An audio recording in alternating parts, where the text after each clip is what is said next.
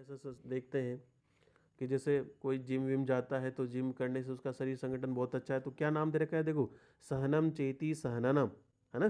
का जो शरीर का सहती है, इस सहनन बोल दो आप उसको, संयोजन बोल दो, है ना। सहती संयोजनम इत्ते को अर्थम, इसको टिक कर लेना भाई। इसकी डेफिनेशन दे रखी है, देखो क्या बोला भाई, तत्रम सम सुविभक्तम अस्थि, कि उसकी जो अस्थियां हैं वो अच्छी प्रकार से क्या हो, सारी अच्छी हो, है ना। सुबद्धम संधि, उसकी संधि बंधन भी अच्छी प्रकार से हो। सुनिष्टम मांस शोणितम, इसका जो मांस का या फिर रक्त का जो है ना, कि शरीर का जो मांस संगठन है, ये नहीं कि थुलथुला हो, ऐसा हो, है ना। सुसहतम शरीर उच्यते, ठीक है भाई, सुडोल शरीर हो, सीधा सीधा कहने का मतलब यही है। तो अपने को तो डेफिनेशन ही कर लेना, सहनम चेती सहनम सहति संयोजनम इत्ते को अर्थम, ठीक है भाई। तो सहनन परीक्षा हुई। उसके बाद देखो प्रमाण परीक्षा कह रहा है। अब प्रमाण का मतलब क्या दे रखा है, देखो प्रमाणम चेती शरीर प्रमाणम, है ना। पुनर्यथा स्व अंगुली प्रमाणम उपदिश्यते, कि जो शरीर का प्रमाण बोला है वो अंगुली प्रमाण के आधार पर बता रखा है भाई, क्योंकि पहले तो अंगुली प्रमाण ही था, है ना। कि इसकी अस्थि का प्रमाण कितना है, इसकी मस्तक का प्रमाण कितना है, इसके हाथ का प्रमाण, इसके पैर का, इसकी जंघा अस्थि का, है ना। तो सभी क्या प्रमाण बता रखा है यहाँ पे। देखो अपन काम काम की चीजें टिक करेंगे भी, क्योंकि अधिकतर सुश्रुत से ज्यादा पूछा जाता है ये, है ना। एनाटॉमी का जो भी अगर कोई पोर्शन होता है तो सुश्रुत से ज्यादा, क्योंकि शास्त्र शरीर में कौन श्रेष्ठ है भाई, सुश्रुत, है ना। तो इसमें देखो काम काम की चीजें करना, एक तो ये करो उत्सेद विस्तारायाम यथाक्रमम, कि इनकी लंबाई चौड़ाई ये बता रखी है। तो क्या बता रखी है, तत्र पादो चत्वारी षट चतुर्दशा अंगुलिम, कि जो पैर होता है वो क्या होता है भाई, चार, चत्वारी और षट छः, चतुर्दशा अंगुलानी की कितनी, क्या बता दिया भाई, है ना। तो 4 अंगुल का, 6 अंगुल का और चतुर्दशा कितना, ठीक है भाई, 14 अंगुल का होता है भाई। तो पैर के लिए बता रखा है, पैर में ये से होता है भाई। उसके बाद देखो जंगा, इसको टिक करना जंगा वाले को, जंगे तो अष्टादशा अंगुलम, की 18 अंगुल की जंगा होती है भाई। और उसके बाद देखो षोडशा अंगुलम परिक्षेप, की 16 अंगुल उसकी गोलाई बता रखी, परिक्षेप मतलब उसकी गोलाई, ठीक है। 18 अंगुल की जंगा और उसकी गोलाई कितनी, 16। इसको टिक करना। जानू देखो, जानू के लिए क्या बता रखा है, जो उसकी चतुर्ंगुले, इसको भी टिक करना भाई। जानू अस्थि जो कितनी, 4 अंगुली की बता रखी। षोडशा अंगुलम परिक्षेप, उसकी गोलाई कितनी, वो 16 ही बता रखी। जैसे 16 इसकी थी ऐसी इसकी 16 है भाई, इसको टिक करना। उसके बाद देखो क्या कह रहा है, त्रिंशत अंगुल परिक्षेप, कोई ज्यादा काम का नहीं है अपने, कि क्या करना है अभी।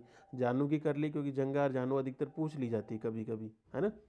उसके बाद देखो आगे चलो, इसमें ऊपर लाइन पे षड अंगुलम दीर्घो, कि 6 अंगुल दीर्घ बता रखा है, क्या, वृषणम, वृषण बता रखा है अभी, ठीक है। उसके बाद देखो अष्टांगुलम परिणाम, कि उसकी गोलाई बता रखी है कितना, है ना। तो 6 अंगुल उसकी लंबाई बता दी, और उसका परिणाम कितना, कि 8 अंगुल, टिक करना है इसको। उसके बाद देखो सेफ, सेफ के लिए बता रखा है किल्लिंग का, षड अंगुलम दीर्घ, टिक करना है इसको, 6 अंगुल का होता है भाई। उसके बाद देखो पंचांगुलम परिणाम द्वादशा परिणाम भग, भग का परिणाम भी याद रखना भाई, कि 12 अंगुलम परिणाम का होता है, 12 अंगुल का होता रखा भी, है ना। षोडशा अंगुलम विस्तार कटी, कि जो 16 अंगुल वो कटी कमर कत्ता, भाई 16 अंगुल की बता रखी। उसके बाद देखो इसको टिक करना, 10 अंगुलम वस्ती सिर, कि वस्ती सिर कितना, 10 अंगुल का होता है भाई।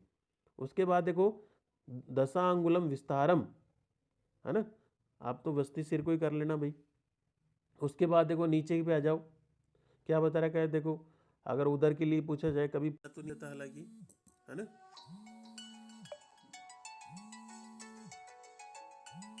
रखा भी, ठीक है। 12 अंगुलम स्थानांतरे।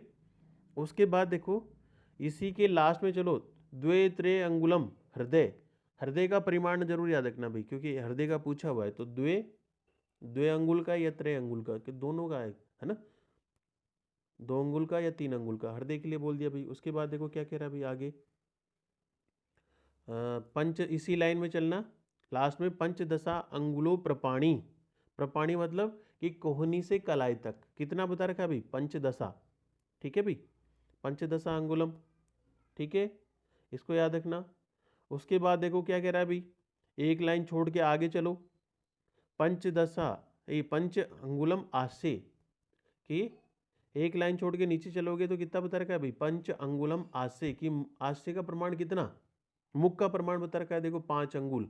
उसके बाद देखो चिबुक कोष्ठ कर्ण अक्षी मध्य नासिका ललाटम, की सभी के बीच में 4 4 अंगुल का, चतुर अंगुलम, कि चिबुक को हो, है ना, कोष्ठ हो, या फिर कर्ण हो, अक्षि मध्य हो, दोनों आंखों के बीच का बता दिया भाई। नासिका ललाटम, नासिका ललाट के बीच में कितना, है ना, कि नासिका और ललाट जो बता रखा है इसमें, तो चतुरंगुलम।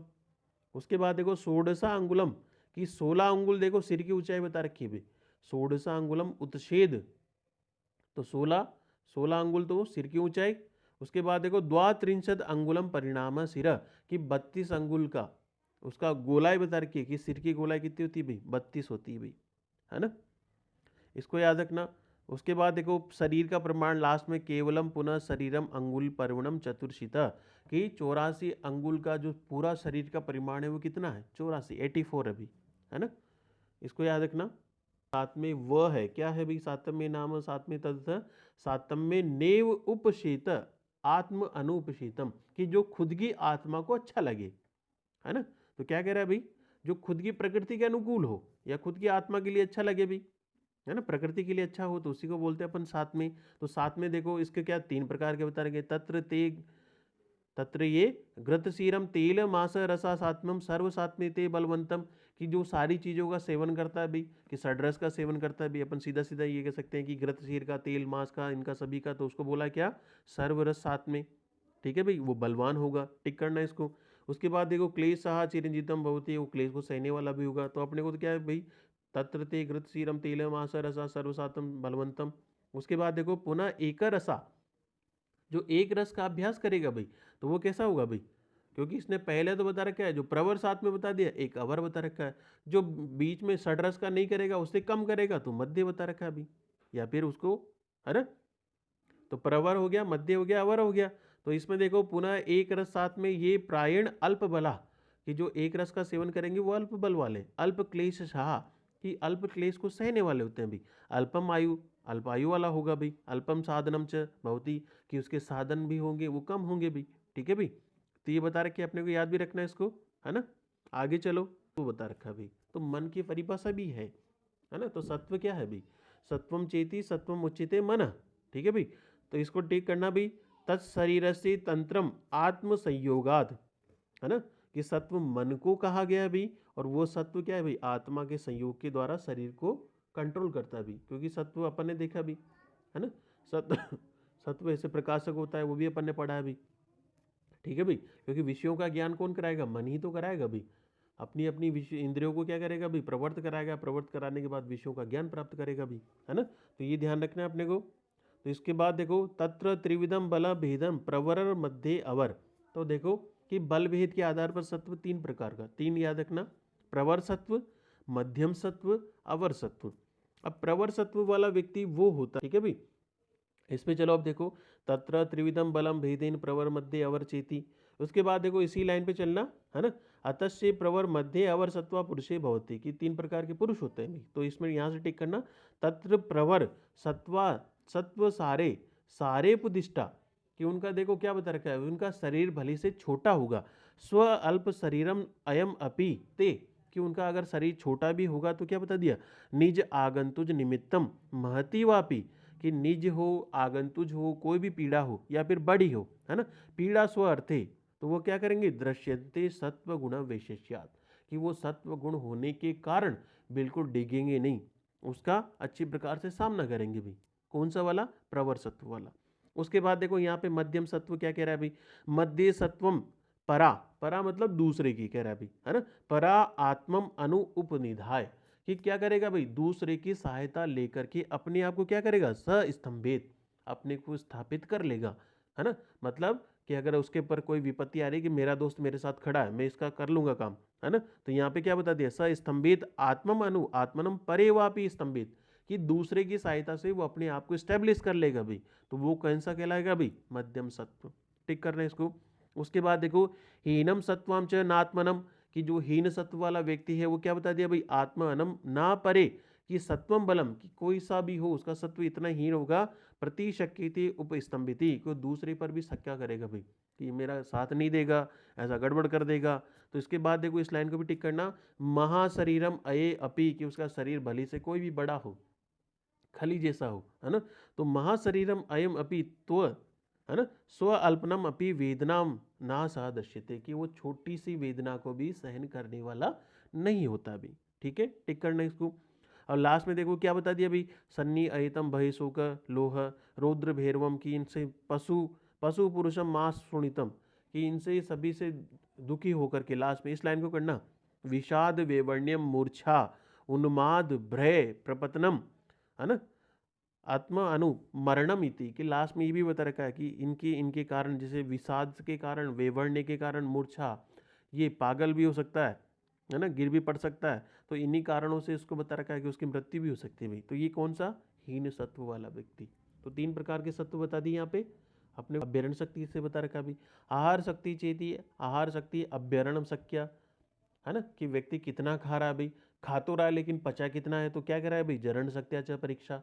तो उसकी दोनों पूछना है भाई, कितनी रोटी खाते हो, है ना, पचती नहीं पचती, इंडाइजेशन तो वाली कंडीशन नहीं होती, बला बल आयुष्याम आहारे, तो इसको जान करके अपने को क्या करना है भाई, तो आहार परीक्षा यही हो गई।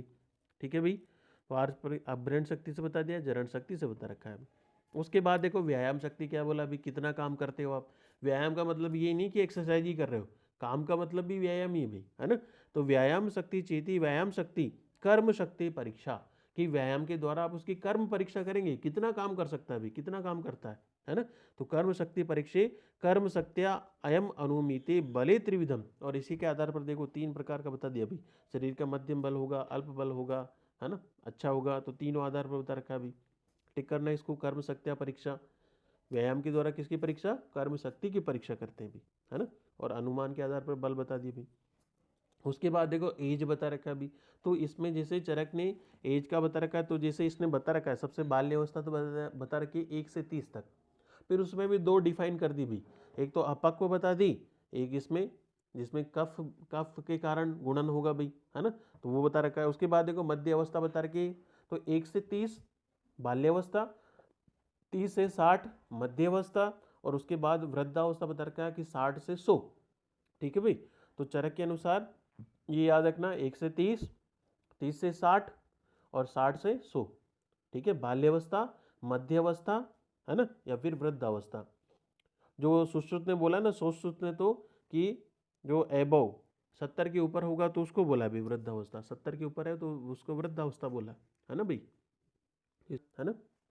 वयसेति काल प्रमाणम विशेष अपेक्षणम ही शरीर अवस्था की, उसकी काल के आधार पर उसकी शरीर की अवस्था जानना, तो क्या वयो इत्यभिधीति। तो इसमें देखो इसकी बता दी एज किसे कहते हैं अभी, तो एज की परिभाषा बता रखी कि काल प्रमाण के आधार पर जो विशेष परीक्षा की जाती है भी, तो उसको वय कहा जाता है भी। तो टिक करना इसको, काल प्रमाणम विशेषा अपेक्षणम शरीर अवस्था वयो इत्यभिधीति। ठीक है भाई।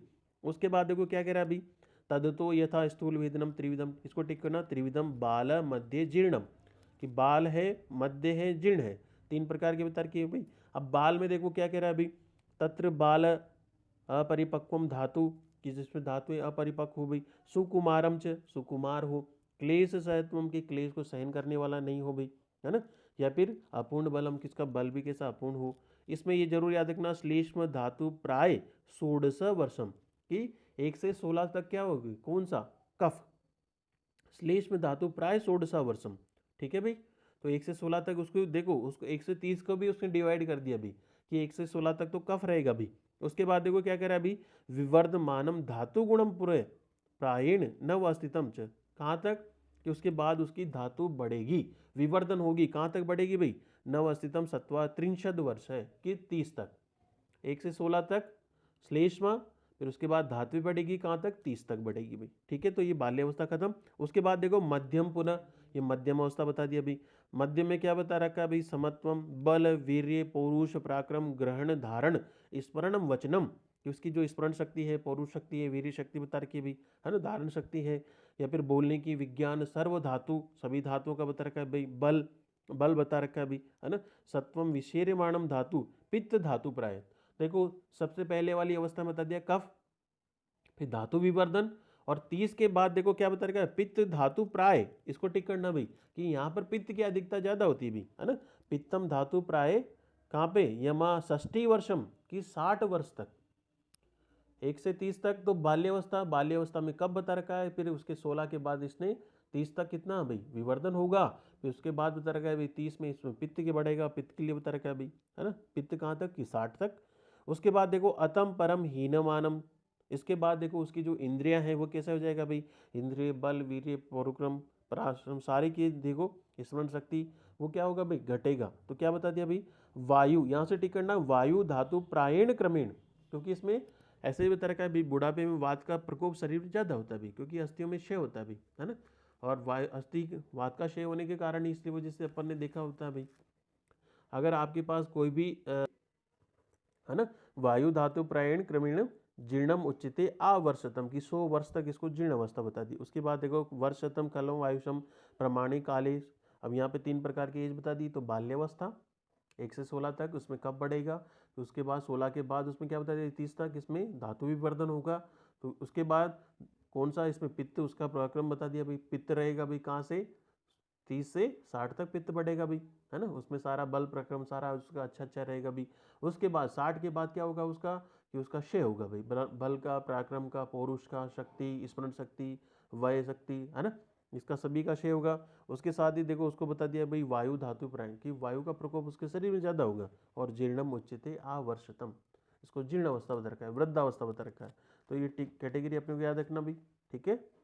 और ऐसा ही उसने सुश्रुत ने बोला भी, उसने 16 से 20 तक बोला है वृद्धि, लिखना चाहो तो लिख लो, 16 से 20 तक वृद्धि, फिर 21 से 30 तक यौवन, ठीक है भाई, 16 से 20 तक वृद्धि, फिर 21 से 30 तक यौवन अवस्था, और 30 से 40 तक उसने संपूर्णता, और फिर 40 से 70 तक बोला है हानि परिहानि, ठीक है भाई। क्या कह रहा है भाई, विकृति बलम त्रिविधम तू दोष बलम त्रिविधम अनुमेत, है ना, कि विकृति के आधार पर प्रवर मध्य अवर भेद से 3 प्रकार का बल बता रखा है विकृति के आधार पर।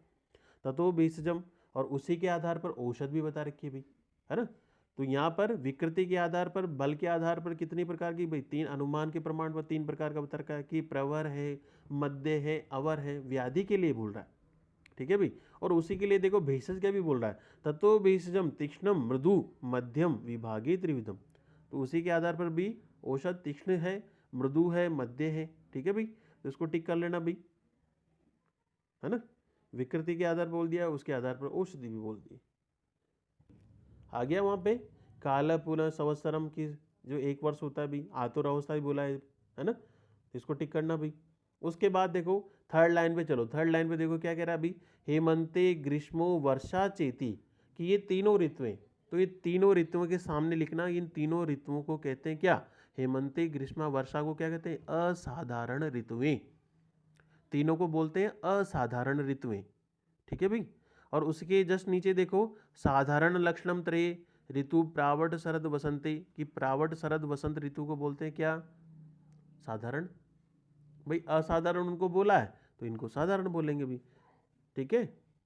क्या कह रहा है, तत्र साधारणम लक्षणे वृषु वमनादीनाम प्रवृत्ति अभिधीते, कि साधारण ऋतुओं में ये अपन क्या करते हैं संशोधन कर्म कराते हैं भी, है ना, जैसे वमन कब करवाएंगे, है ना, विरेचन कब करवाएंगे, वस्ती का प्रयोग कब कराएंगे भाई, तो इसको टिक करना, तत्र साधारण लक्षणे वृषु वमनादीनम प्रवृत्ति विद्येत, ठीक है भाई, टिक करना इसको। उसके बाद है ना, तो इसमें देखो तत्र हेमंते अति मात्रम शीतो उपहतम दे रखा है भाई, कि हेमंत ऋतु में शीत ज्यादा है, इस वजह से शरीरम सुकोपन्नम भवती शीत वाता आद्यमानम अति दारुणम, कि उसके वजह से वात का आद्यमान होगा, आद्यमान के कारण दारुणता उत्पन्न होगी भी, दारुणता उत्पन्न बता रखा है ना। भेषजम पुनः संशोधनम उष्णम, कह रहा है भाई कि जो भेषज आप इसमें प्रयुक्त करोगे भी संशोधन के लिए, स्वभाव अति शीतो, क्योंकि वो स्वभाव से शीत होती है ना, हतम मंदम वीर्य, और वीर्य में मंद होती है। और क्या कह रहा है भाई, तस्माते संयोगे संशोधनम योगात शरीरम अपि च वात उपद्रवम, इसको टिक करना भाई, संयोगे संशोधनम योगात शरीरम अपि वातोपद्रवम, कि वातजन्य उपद्रव ज्यादा होते हैं भाई, बता दी इसने बात, है ना भाई। उसके बाद देखो ग्रीष्म में क्या कह रहा है भाई, थर्ड लाइन फोर्थ लाइन में, ग्रीष्म पुनः भ्रशो उष्णम, कि ग्रीष्म ऋतु में उष्णता ज्यादा है, उपहतम शरीरे शरीरम सुकोपन्नम, कि शरीर में भी ज्यादा है भाई, औषधियों में ज्यादा शरीर में भी ज्यादा। उसके अलावा देखो भवते उष्ण वातात, कि उष्ण वातावरण के कारण, है ना, आद्यमानम अति शिथिलम, कि शरीर क्या होगा भाई शिथिल होगा, है ना, अत्यर्थम प्रविलीन दोषम, इस वजह से दोष लीन हो जाएंगे। भेषजम पुनः संशोधनम, जो अपन उसमें संशोधन कराएंगे तो औषध भी कैसी संशोधनम, उष्ण स्वभाव की, उष्ण स्वभाव होने के कारण उष्णत्वात् तीक्ष्णत्वम खरत्वम उपपद्यते, इस वजह से क्या कह रहा है भाई, है ना। फिर यही लाइन पे संयोगे संशोधनम अति योगा शरीरम अपि पिपाशा उपद्रवा, पिपाशा जन्य उपद्रव किसमें ज्यादा होंगे भाई, इसमें बता दी। तो अपने को काम का ये टिक करना है। उसके बाद देखो थर्ड पे चलो, वर्षा तो मेघ जलावती, कि वर्षा ऋतु में क्या होगा भाई, जो मेघों का जल होगा, इसकी वजह से क्या होगा भाई, गूढ़ा चंद्र तारे धारा कुले वेते भूमि, इन सभी के कारण जो भूमि कैसे होगी भाई, पलंक जल पट संवर्तम, कि पानी उस पर गिरा रहेगा, उसका अम्लीय विपाक होता है, अपन ने ये भी देखा था भाई, है ना। क्या विहतम स्वभावेशु केवलम औषधि ग्रामेशु, कि जो गुण उसके शरीर में भी होता है भी, क्योंकि क्लेद ज्यादा होता है भी, तो वही गुण औषधियों में होगा, और औषधियों में इसको लाइन को टिक करना, वियतम स्वभावे केवलम औषधि ग्रामेशु तोयम तोयम अनुगतम मारुतम, कि उसके वजह से शरीर जो पानी जाएगा भाई, ससर्गात गुरु प्रवृत्ति वमनादीनम भवती, कि शरीर में गुरुता उत्पन्न होगी। ठीक है, इसलिए क्या बोल दिया भाई, गुरु समुत्थानम च शरीराम, की जो जब उस वही गुरु है और उन्हीं का अपन यूज करेंगे तो शरीर में गुरुता भी उत्पन्न होगी। टिक कर लेना इसको। इसलिए क्या बता दिया लास्ट में, देखो सेकंड लाइन पे चलना, पेज नंबर इस पे अगले वाले पे, आते के पुनः कर्मणम कारकर्तम विकल्पम कृत्रिम गुणोपदाने, कि आते कंडीशन में भी कृत्रिम गुणों से युक्त करके आप इसको करा सकते हो भी, संशोधन को करा सकते हो आते कंडीशन में। क्या बता रखी भी, है ना। आतुर टिक करना है इसको, आतुर अवस्था को क्या बोल दिया, काल भी बोल दिया भी, काल कालम च संज्ञा। इसके बाद देखो सेकंड लाइन पे चलो, तस्माद आतुर अवस्था स्वयं ही काल काल संज्ञा, कि जो आतुर अवस्था है वही काल अकाल संज्ञा बता रखी है। टिक करना है इसको। उसके बाद देखो 129 में क्या कह रहा है अभी, प्रवृत्ति, प्रवृत्ति मतलब प्रति कर्म समारंभ, जिस किसी कार्य के लिए अपन प्रयोजन होते हैं, मतलब उसकी किसी करने के लिए जो प्रवर्त होते हैं, है ना, उसी को बोलेंगे अपन प्रवृत्ति। तस्य लक्षणम, उसका लक्षण बता रखा है देखो, बीषक औषध आतुर परिचारक क्रियमाणम समायोग, क्योंकि इन चारों की प्रवृत्ति किसके लिए होती है, धातुओं के संयोग के लिए, धातुएं जो साम्य अवस्था में बनाने के लिए। टिक करना है इसको। तो प्रवृत्ति क्या, प्रवृत्ति कर्म स आरंभ, किसी भी कार्य में प्रवृत्त होना भाई। ठीक है। उसके बाद देखो उपाय के लिए बोल दिया, तो उपाय वाला वही वापस चीज, उपाय पुनः विष्कादि नाम, जो विशक ने बोला भाई, सोष्टाभिधानम च सम्यकम, है ना, कि जो चारों पादों की उत्तमता बता रखी भाई। अब इसमें क्या है भाई, कारण करण कार्य योनि, ये तीनों होंगे, और क्या नहीं होंगे इसमें, कार्य कार्यफल और अनुबंध नहीं होगा, क्योंकि इसमें कारण भी अपन ने देखा था, कारण मतलब बोले तो विशक, करण बोले तो औषध, और कार्य योनि क्या, कार्य योनि क्या थी, धातु विषम में। ठीक है भाई। विकारो क्या था बताओ, क्या होता है भाई, कि जिसको तुरंत कंडीशन के अकॉर्डिंग डिसीजन लेने वाला। परीक्षास्तु खलु प्रयोजनम, की निश्चित रूप से प्रयोजन है क्या, प्रतिपत्ति मानम, उसी समय या उसी समय क्या डिसीजन लेना है भाई, प्रतिपत्ति मानम यो विकार यथा प्रतिपत्ति तथा अनुष्ठेय ज्ञानम, लेकिन डिसीजन भी ऐसा लेना है कि उसमें रोग के लिए फेवरेबल हो, ये नहीं कि ऐसा दूसरा डिसीजन ले लो, है ना, कि रोग विकृत हो जाए भी। तो ये इसका उद्देश्य बता दिया भाई। ऐसे अपन ने वहाँ था जिज्ञासा नाम परीक्षा था, वहाँ पे दे रखा था ना, वहाँ पे भी ध्यान आ रहा है कुछ, मिला भाई। नीचे से देखो 135 की 1 2 3 4, पिपली पिपली मूलम चव्वी चित्रक श्रृंग वेरा, मिला। तो ये क्या भाई, पंचकोल का किसमें, कौन सा वमन में आया, विरेचन में आया, तो किसमें आया भाई, वमन में आया, है ना। इसको कर लेना, कोई ज़्यादा काम पे। देखो क्या कह रहा है अभी, इसको टिक करना है ना। आस्थापनेशु भूयिष्ठ कल्पन द्रव्याणी यानी योग अपनी, है ना, कि यहाँ पर जो आस्थापन के स्कंद बोले, नोट करके लिखना है यहाँ पर, कि आचार्य चरक ने आस्थापन के स्कंद बोले 6 और अनुवासन की स्कंद बोले 2। ठीक है, आचार्य चरक ने आस्थापन के स्कंद कितने 6 और अनुवासन के स्कंद कितने बोले 2 बोले भी। इसके नीचे नीचे लाइन को टिक करना, देखो नाम लक्षणार्थम षड आस्थापनम स्कंदम रसो अनिविभ्यजते व्याख्या श्याम, रसों के आधार पर एक क्वेश्चन जरूर लिखना आप लोग, है ना, है ना।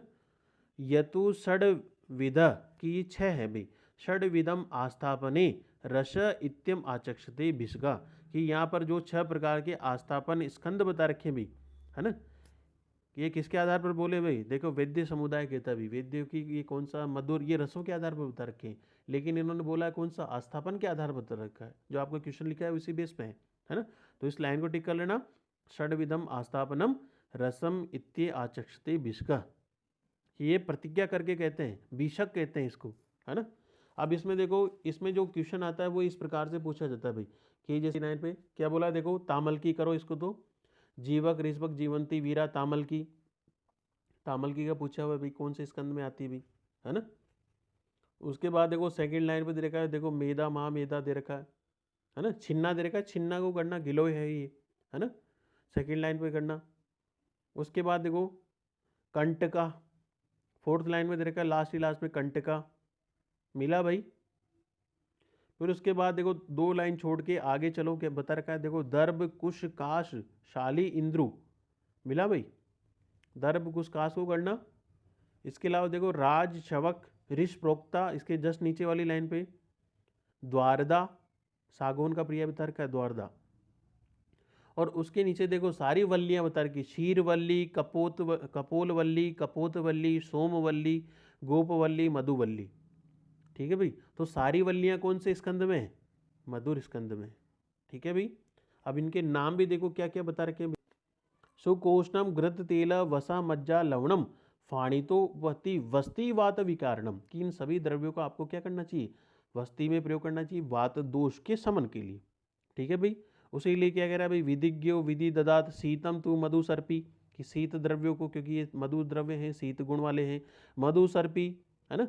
मधु सर्पी के साथ पित्त विकारण, क्योंकि अपन मधुर रस का प्रयोग किसमें, पैतिक विकारों में भी करते हैं भाई, मधुर रस का अपन क्या करते हैं, वात के शमन के लिए भी करते हैं, तो दोनों के लिए बोल दिया, इति मधु स्कंद, ये मधु स्कंद है, ठीक है भाई।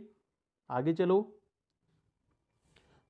अम्ल में देखो अम्ल द्रव्य बता रखे, अब अम्ल रस किसके किसके काम आता है भाई, वात का शमन भी करता है, ठीक है भाई, और क्या करता है भाई, वात का शमन ही करता है कि इसके अलावा और कुछ करता है ना, पित्त का तो वर्धन करेगा ना।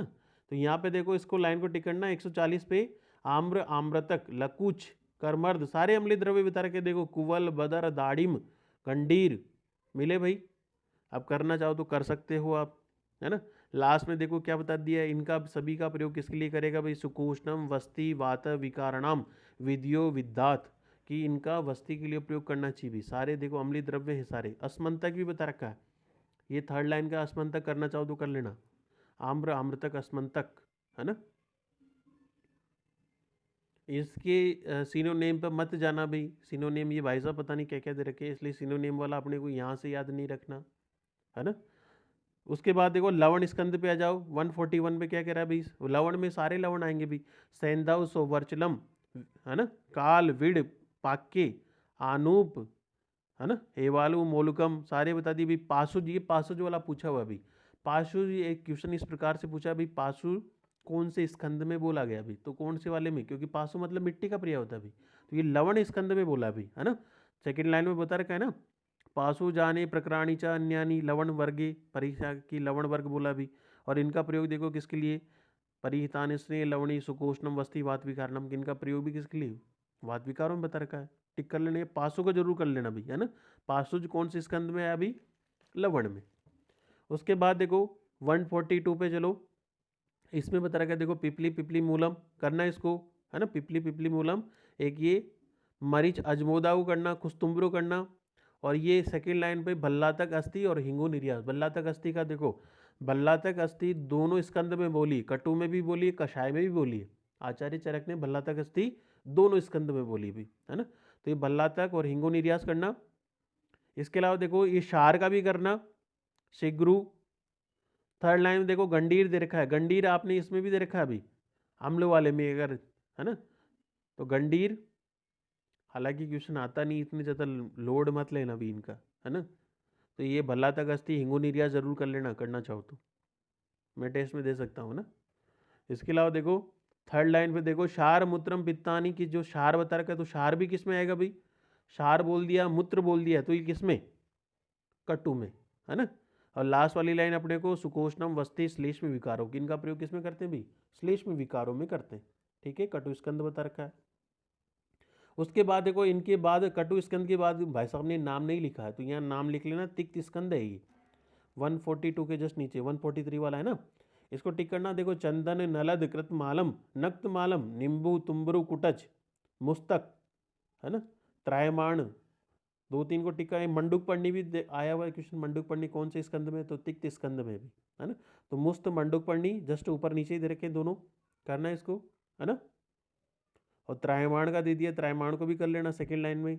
इसके बाद नीचे नीचे सेकेंड लाइन सुकोष्णम वस्ति श्लेष्म विकारनम की, इसका वस्ति का प्रयोग करना चाहिए कफज विकारों में। और लास्ट में बोला है देखो पित्त विकारे विधिज्ञो, कि पैतिक विकारों में इसका प्रयोग करना चाहिए तिक्त स्कंद। ये तिक्त स्कंद कंप्लीट हुआ, है ना भाई। आगे चलो, उसके बाद देखो अगला बता रखा है कषाय। अब कषाय में देखो क्या बता रखा है, प्रियंगु, ये इसको करना। देखो सारी जो गुठलियां होती है ना भाई, वो सारी गुठलियां कषाय रस होती भी, है ना। आम्र, अस्ते, अम्बस्ट, कटवंगम, लोद्र, मोच रस दे रखा है। देखो मोच रस भी किस में आया, कषाय में। और ये नीचे सेकंड लाइन पे देखो भल्लातक अस्थि मिला भाई, भल्लातक अस्थि और शिरीष। भल्लातक अस्थि बोल दिया, शिरीष बोल दिया, याद रखना इसको, भल्लातक अस्थि। तो भल्लातक अस्थि दोनों में आया भाई, है ना। किसमें, कटु में भी आ गया प्लस कषाय में भी आ गया। शिरीष का भी करना भाई। और इसी के जस्ट नीचे देखो भल्लातक अस्थि के नीचे स्यंदन अर्जुन दे रखा है, अर्जुन को भी करना भाई। अर्जुन किसमें, कषाय में। देखो कषाय रस हृदय के लिए बेकार होता है, लेकिन अर्जुन हृदय के लिए श्रेष्ठ बता रखा भाई, ठीक है।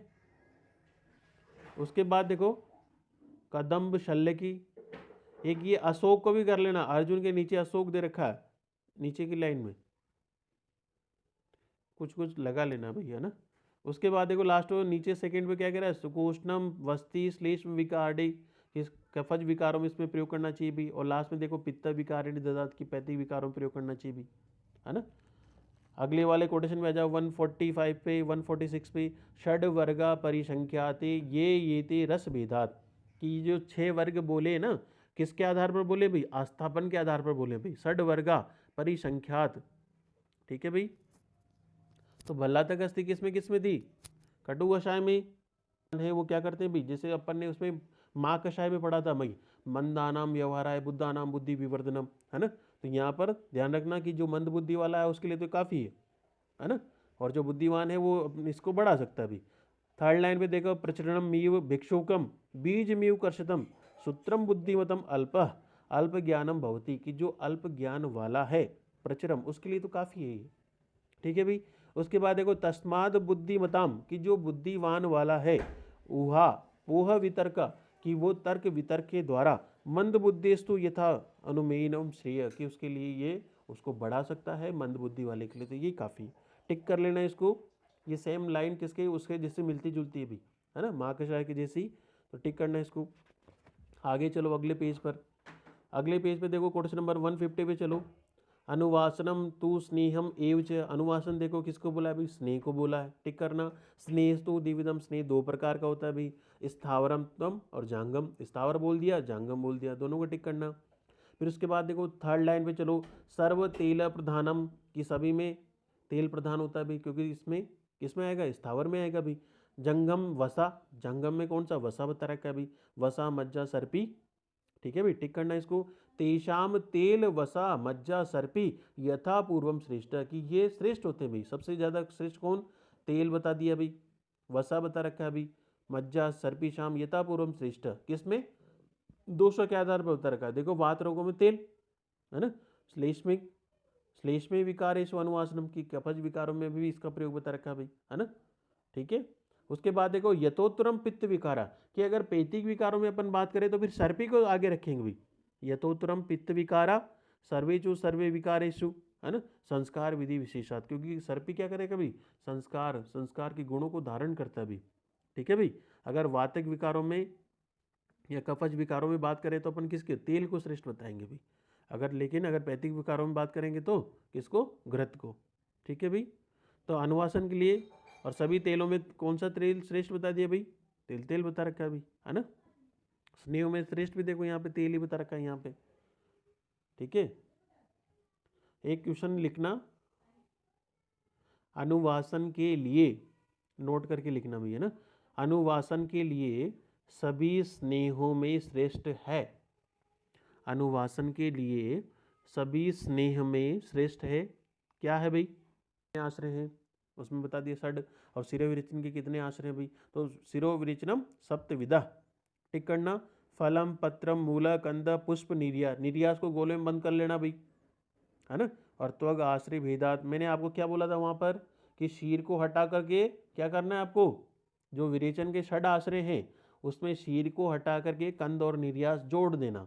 तो कंद निर्यास जोड़ते ही क्या आ जाएगा भाई, शीर इसमें नहीं आएगा, तो क्या हो गया भाई, कंद निर्यास मूल त्वक पत्र पुष्प और फल हो गया भाई। तो सिरे विरेचन के आश्रय कितने, 7, ठीक है। इसको करना, देखो लक्षणम च आचार्य शिष्य गुणा परीक्षा की, शिष्य के आचार्य की बता दी भाई, उसकी परीक्षा बता दी, अध्ययन अध्यापन विधि बता दी, संभाषा बता दी। इसको टिक करना। षडवी रूनानी कि 6 से कम, 6 कम, है ना। तो षडवी रूनानी 50 कि 50 में 6 कम, तो 50 में 6 कम कितने होते हैं भाई, अरे पुराने लोग ऐसे बोलते हैं ना। वाद मार्ग कितने टोटल, 50 में 6 घटाओ कितने हुए, 44 हुए ना। तो षडवी ऋणानी 50 द्वादश मार्ग आपदानी च, कि यहाँ पर कितने 44 वाद मार्ग बता रखे भी। उसके बाद देखो नीचे वाली पे सप्रश्नम परीक्षा नवोक वमनादिशु, कि वमन विषय के कितने प्रश्न बता रखे भी। जैसे वहां पे मैंने बोला था कि 9 प्रश्न बता रखे, तो इसको टिक करना। सप्रश्नम परीक्षा देव नव को वमनादिशु, तो 9, ठीक है भाई, टिक करना इसको। आगे चलो पेज नंबर 150, क्वेश्चन नंबर 155 156 पे बहुविधम युक्तम अर्थ जातम, कि इस अध्याय में ऐसे शब्द बोले हैं जिनका कई अलग अर्थ निकलता हो भाई, ज़्यादा निकलता हो भाई। बहुविधम अर्थ युक्तम, बहुविध वाक्यम, कि कई वाक्य ऐसे हैं भाई विचित्र अर्थ अनंतरम, जिनका विचित्र अर्थ निकलता है भाई। बहुविधम शुभ शब्दम च संधि युक्तम, कई शब्द ऐसे हैं जो शुभ पूर्वक है, संधि युक्त बता रखे हैं। बहुविधम वाद सूदनम परीक्षाम, और इन प्रकार की जो शब्दों का है प्रयोग आपको क्या करना है, वाद विवाद में प्रयोग करना है भी, है ना। तो इमामति, इनको जान करके बहुविधम हेतु संश्रया विज विज्ञानम पर मद वाद सूदिनम, की दूसरे की वाद को क्या करना है, आपको दबाना है, खंडन करना है ना। तो ये सारी चीजें किसके लिए आवश्यक है भाई, है ना, संभाषा के लिए आवश्यक बता रखी है, इसको टिक कर लेना भाई, है ना। उसके बाद देखो लास्ट में 157 पे यहाँ पे इसकी निरुक्ति बता दी। दोषादीनाम तु भावानाम, की दोष आदि के जो भाव बता रखे, सर्वेशम हेतु मत मानात, इनका मान बता रखा है। और मान विमान इति मान, अपन ने पहले ही बता दिया भाई, है ना। सम्यक विमानम च निरुक्ति विभाग, और यही किसकी निरुक्ति बता रखी है, देखो ये दोष आदि के जो मान बता रखे उनका ज्ञान आपको आवश्यक है भी, इसके लिए किसको, विमान को कहा गया है। ये आपका विमान स्थान चैप्टर कंप्लीट। तो विमान स्थान की निरुक्ति कहाँ पे, लास्ट में बोली भी, है ना, टिक कर लेना इसको।